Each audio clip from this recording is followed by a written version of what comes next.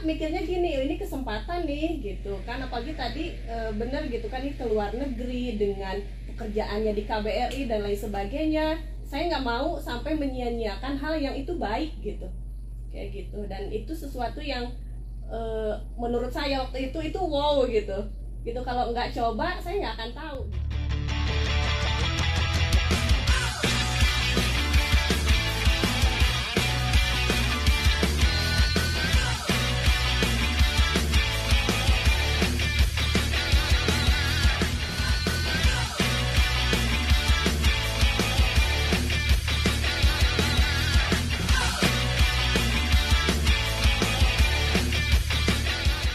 Iwan dan Awad, kita sebentar lagi kita mau live bareng Coach Abi dan juga Sensei Nuri yang sudah diinformasikan ya, ngobrol di Gen Z Talks dengan dua orang pegiat pendidikan, pelaku pendidikan yang mereka concern banget di dunia pendidikan, dan temanya sesuai banget dengan momen saat ini karena sebentar lagi kita menjelang Hari Pendidikan Formal Pondok Pesantren Suryalaya yang ke-62 tahun. Dan salah satu dari tamu aku hari ini adalah seseorang yang merupakan alumni dari IAILM. Keren banget. Assalamualaikum warahmatullahi wabarakatuh. Iwan dan Awad semuanya, apa kabar? Apa kabar semuanya?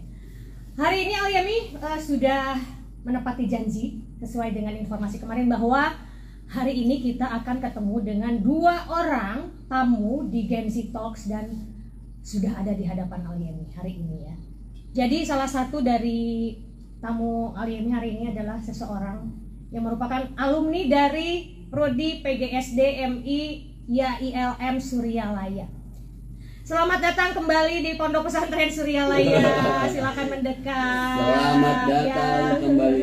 Dan yang satunya lagi adalah seseorang yang selalu mengisi program Sharing Dong Coach. Sharing dong Coach. Tahun lalu ya Coach ya? Ya, tahun lalu. Tahun lalu kita ngisi 1 bulan penuh di bulan puasa Sharing Dong Coach, dan itu udah jelas pasti Iwan dan Awad tahu semuanya. Ada Coach Abi yang mau curhat-curhat, boleh hari ini manfaatkan mumpung beliau lagi ada di sini. Dan untuk Iwan dan Awad semuanya, kalau misalnya ada yang ingin menyampaikan langsung pertanyaan atau juga mungkin ada yang pengen curhat, pastinya ada yang pengen curhat Coach. Jadi hari ini kita akan membahas seputar keresahan-keresahan di dunia pendidikan. Ya, khususnya kalau misalnya kita bicara tentang situasi sekarang ya, anak-anak yang terkena zonasi, anak-anak yang juga, aduh aku gagal nih masuk ujian perguruan tinggi. Ya, jadi itu sepertinya akan ada tips dan juga ada wawasan-wawasan lain yang akan diberikan oleh kedua tamu kita pada hari ini. Silakan Iwan dan Awad boleh kirimkan pertanyaannya atau juga responnya atau juga harapannya seperti apa, dan juga mungkin bisa jadi minta solusi loh Coach dan juga Sensei ya. Siap. Ya, jadi hari ini ada Coach Abi dan Sensei Nuri, tepuk tangan dulu. Halo, assalamualaikum Iwan Awad. Setelah yang satu ini kita akan kembali lagi, jangan kemana-mana Iwan semuanya. Jadi kalau misalnya ada pertanyaan sekali lagi ya, silakan kirimkan ke 082258841008. Yes. Tuh, silakan kalau yang barangkali mau salam-salam dulu tuh. Halo. Hey sayangku, cintaku Sensei. Halo. Kamu kembali lagi ke sini. Iya, kangen. Berasa jadi pengen kuliah lagi deh.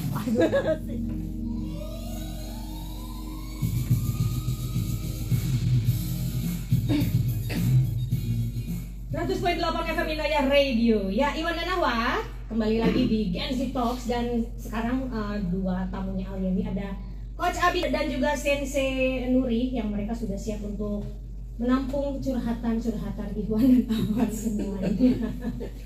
Sebenarnya mereka diundang ke sini sih bukan untuk itu, mereka untuk berbagi inspirasi karena ternyata mereka ini dua generasi yang berbeda, sebenarnya lintas generasi ya Coach. Lintas generasi lah. Ini hitungannya anak lah. Dia masih dia masuk Sensei ini masuk ke Gen Z dong.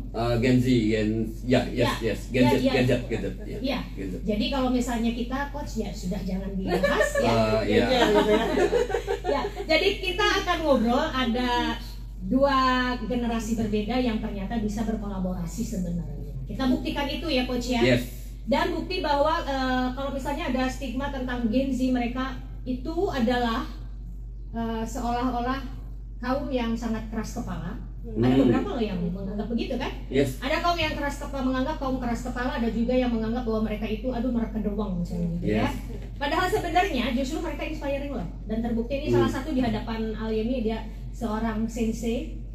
Pada akhirnya dia berhasil ya untuk meraih pencapaiannya hingga beliau ini mendapatkan sebutan sensei. Karena itu kan merupakan sebuah pencapaian rencana hidup loh, ya.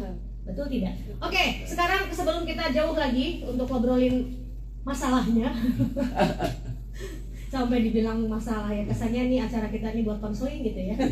Tapi nggak apa-apa lah, otomatis lah. Kalau misalnya ada para pakar, artinya kita bisa konseling juga. Kita pengen kenalan dulu. Yang pertama, kalau Coach Abi ini kita udah kenal, tapi nanti bakalan dibedah lagi. Nih tamu yang baru nih, ada Sensei Nuri, silahkan perkenalkan dulu. Halo semuanya, Iwan dan Ahwat. Tadi sempat udah disinggung ya sama Teh Yemi. Aku Nuri, alumni dari ILM Suryalaya juga, PGS DMI angkatan 2012. 2012. 2012 gitu. Nuri, ini kalau misalnya sekarang Nuri berada di sini lagi, sementara Nuri kan udah bilang bonak mana gitu kan, waktu selesai dari lepas dari ketika kamu menjalankan pendidikan di pesantren Suryalaya.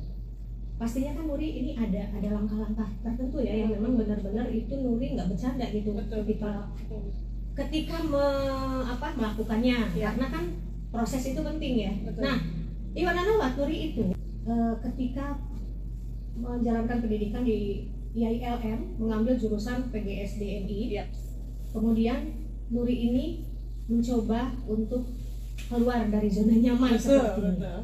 Ya, jadi bocoran aja, Nuri pernah kerja di Korea Selatan selama 4 tahun dan juga di Jepang selama 1 tahun. Iya. Sehingga pada akhirnya sekarang Nuri meskipun waktu itu sebagai guru PGSD MI, Nuri justru sekarang berhasil menjadi seorang pimpinan lembaga pendidikan kejuruan. Luar biasa ya. Oke, coba ceritakan dulu ini kok bisa sampai pencapaiannya seperti itu. Gitu ya. Yang manakah sayangku cinta? Ini ya, sekaligus pesan juga mungkin ya untuk para Gen Z juga atau gen-gen setelah Nuri nih ya, gitu. Intinya jangan hanya tergantung, kalau anak-anak sekarang tuh kayaknya satu gengsi, yang kedua mereka tuh lebih ke passion mereka tuh dipaksain harus nih passion, harus sesuai passion, kerjaannya harus sesuai passion gitu kan, atau harus linear dengan pendidikannya, mereka nggak mau keluar dari yang tadi comfort zone itu gitu. Kalau Nuri sih mikirnya selagi itu memang ada kesempatan, why not, mungkin di situ loh rezeki kita. Setelah itu sambil kita jalanin hal yang baru itu, kita kan bisa belajar dari sana gitu kan, kita bisa belajar banyak hal lagi. Siapa tahu justru ini yang akan mendorong kita untuk menjadi seseorang yang lebih sukses gitu kan.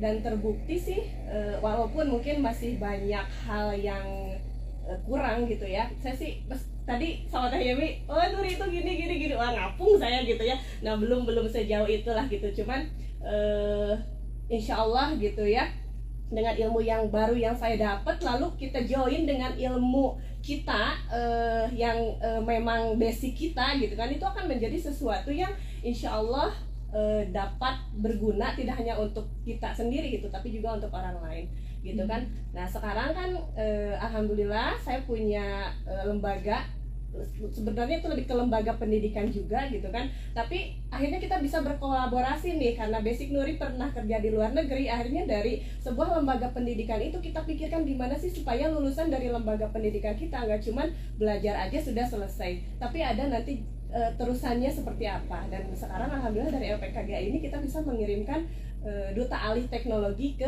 negara Jepang gitu. Jadi kita didik di lembaga kita. Nah itu kan sesuai dengan basic Nuri pendidikan gitu kan. Alhamdulillah ketika mungkin Nuri sering lihat ya teman-teman pada berjuang mereka untuk menjadi seorang ASN, karena yang hampir semuanya teman-teman satu angkatan itu, karena mungkin memang dari PGS itu kan kebanyakannya ya Teh memang ingin menjadi seorang ASN kan tujuannya gitu. Karena ketika mereka berjuang di sana, saya pun berjuang tapi dengan cara yang lain gitu kan. Ketika mereka bisa jadi ASN, saya berjuang untuk bisa mendirikan suatu lembaga pendidikan gitu, seperti itu ya. Jadi intinya adalah bahwa ini mematahkan juga tentang pemahaman orang bahwa ketika kita bergelut di bidang pendidikan gitu ya. Endingnya adalah harus jadi Harus guru. jadi guru gitu kan, bukan meremehkan atau mengecilkan Tidak, gitu ya kan? justru ini memperluas wawasan Betul. tentang betapa besarnya peluang Betul. di berbagai hal gitu kan, Betul, ya kan Nuri ya. betul. Jadi Nuri, pengalaman kamu sendiri ya untuk seorang Nuri yang usianya waktu itu pasti masih sangat muda ya Coach ya. Iya. Ketika Nuri menjalankan proses ini 22 tahun 22 ya. tahun. Itu Nuri langsung keluar dari dari wilayah Iya, nyaman Nuri sendiri, kemudian Nuri keluar. betul. Tahun 2012 berarti saya 22 tahun ya waktu itu. Memang sempat sih ngajar di sana sini dulu dan lain sebagainya. Bukannya nggak suka, tapi saya suka, cuman saya butuh sesuatu yang lebih nih gitu kan, karena semakin dewasa juga keperluan kita makin banyak, kebutuhan kita makin banyak. Ini gimana nih caranya supaya bisa semua kehandle? Akhirnya memutuskan untuk keluar dari zona nyaman, dan kebetulan ada kesempatan. Nah, saya pikir kenapa enggak gitu kan, gitu. Untuk pergi ke luar negeri mungkin sebagian orang bukan sesuatu yang mudah gitu kan, tapi waktu itu saya pikir ya itulah kenapa kalau memang ada kesempatan kita tidak coba gitu, meskipun waktu itu masih bingung ya, karena memang bidang baru. Tiba-tiba waktu itu kebetulan kerja kan di KBRI juga. Nah itu kita ngapain ya, bagaimana ya gitu, pasti itu ada sih ya terlintas sempet aduh takut dan lain sebagainya, tapi kita coba patahkan itu karena satu yang tadi kalau nggak dicoba kita nggak akan tahu gitu. Oke, Nuri, KBRI. KBRI Iya. KBRI berarti kan itu sebetulnya jenjang yang bukan main-main loh. Kalau untuk Iya. untuk seseorang yang di usia seperti Nuri waktu itu ya, di usia 22 tahun kemudian baru lulus kuliah, terus Nuri keterima di sebuah institusi yang itu tuh diperhitungkan. Iya. Dan itu nggak di Indonesia loh, itu di luar negeri. betul. Itu gimana caranya? Itu pasti ada ini dong, ada semacam mungkin testingnya, Iya. ada semacam apa? Itu seperti apa tuh? Ada.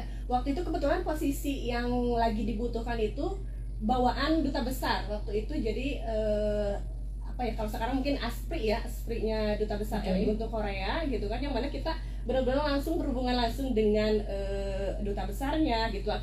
Waktu itu tesnya kita langsung wawancara teh. Aku langsung wawancara dengan duta besarnya. Ada beberapa orang juga yang waktu itu ikut, dan alhamdulillah pilihan bapak sama ibunya jatuhnya ke Nuri gitu. Langsung wawancara, ditanya. Tapi artinya Nuri benar-benar menyiapkan diri dong waktu itu. Iya, tentu aja. Karena mikirnya gini, ini kesempatan nih gitu kan, apalagi tadi bener gitu kan, ini ke luar negeri dengan pekerjaannya di KBRI dan lain sebagainya. Saya nggak mau sampai menyia-nyiakan hal yang itu baik gitu, kayak gitu. Dan itu sesuatu yang menurut saya waktu itu wow gitu. Kalau nggak coba saya nggak akan tahu gitu. Ya Makanya bagi dicoba aku juga aja. wow lah. Wow lah ini, karena itu peluang yang nggak semua orang bisa raih ya. Artinya bukan berarti itu tidak bukan berarti tidak berkaitan dengan keberuntungan. Satu, memang keberuntungan pasti ada ya. Betul. Tapi kan proses dan ikhtiar juga itu ibadahnya gitu. Betul, Untuk usahanya kita yang ternyata Nuri ditakdirkan untuk bisa meraih pencapaian itu. Oke, nanti kita akan bertanya lagi ke Nuri tentang bagaimana suka dukanya menjadi seorang Nuri yang bekerja di luar negeri. Iya. Ini pengalaman yang penting loh untuk diketahui oleh Iwan dan Ahwat, khususnya Gen Z yang kalian justru sekarang ini sangat melihat lebih luas ya, pandangannya mereka, visionnya lebih luas, sedunia, se-universe, se-alam raya. Tapi kalau misalnya ketika kalian dapetin kesempatan seperti Nuri, akankah kalian seberani Nuri? Nanti kita akan ngobrol lagi dengan Nuri, dan sekarang kita beralih ke Coach Abi. Silahkan Coach.